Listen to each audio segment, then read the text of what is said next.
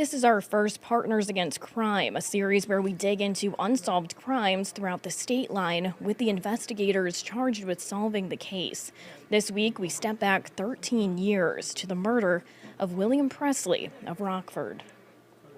Deputies were dispatched to 1421 LaBelle Avenue for a medical assist. March 24th, 2013, a Sunday. A chill blows over Rockford's far west side, and despite more than an inch of snow on the ground, it's not because of the cold. Once on the scene, investigators knew no assist would change the outcome for 47-year-old William S. Presley. They found him inside the garage of his home, shot to death. Do you know who made the call? It was a family member that had came to check on him because they hadn't heard from him. Presley lived alone and ran a small business from inside his house. It wasn't uncommon for him to be in the garage. Former Winnebago County Sheriff's Department Deputy Chief Dominic Aspero oversaw the investigation. People need to be concerned anytime there's a violent crime in their neighborhood. It's really premature for me to say whether or not it's a random act. What's fair to say is that the majority of the time it's not. Fast forward 13 years, Aspero's successor, Deputy Chief Kyle Boomer, shares a similar sentiment. There's like a report that there was no signs of forced entry, so what does that kind of indicate? You know, obviously there's many different theories we're working. As far as what it would actually mean, there's not really a telltale sign. It could be one of many different things.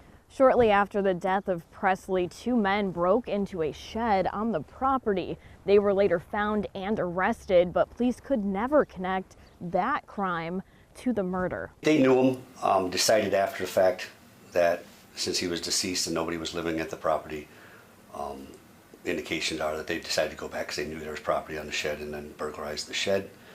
And there was no indication whatsoever that they were related.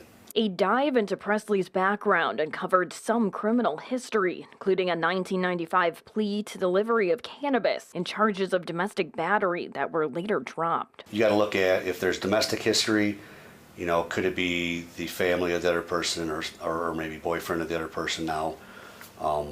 If it's something violent or if it could be a robbery or something.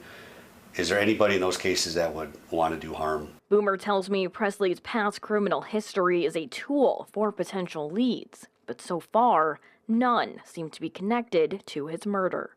You've not been able to make any connection with any of those? Nope, none of those have panned out. You know, a lot of times you get people that might have a lot of enemies or people that may want to do him harm. It's just a matter of narrowing it down. You know, he ran a business out of his own home, so then you got to look at, was somebody trying to rob him?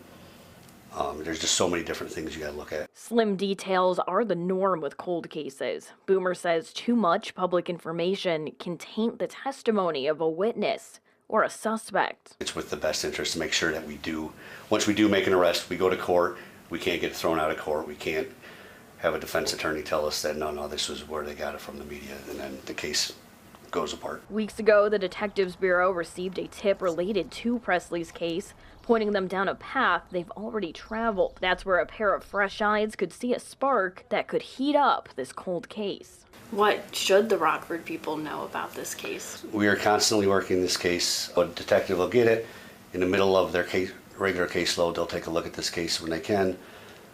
Technology is always advancing, so they may be, even if we're not getting new tips on it, they can always look at it and see, you know what, we can send this piece to the crime lab or, you know, that piece and then see if we can get something off of that. Boomer says by principle, detectives believe most people are good and will help if they can. I think that people do want to come forward for whatever reason they did it, and I hope that they do for the good of Mr. Presley's family in this case, and then the whole community to put it at rest for everybody.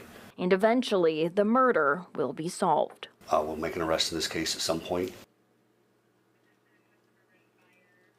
If you have any information regarding the murder of William S. Presley, contact the Winnebago County Sheriff's Police Detective Bureau at 815-319-6400 or call Crime Stoppers at 815-963-7867.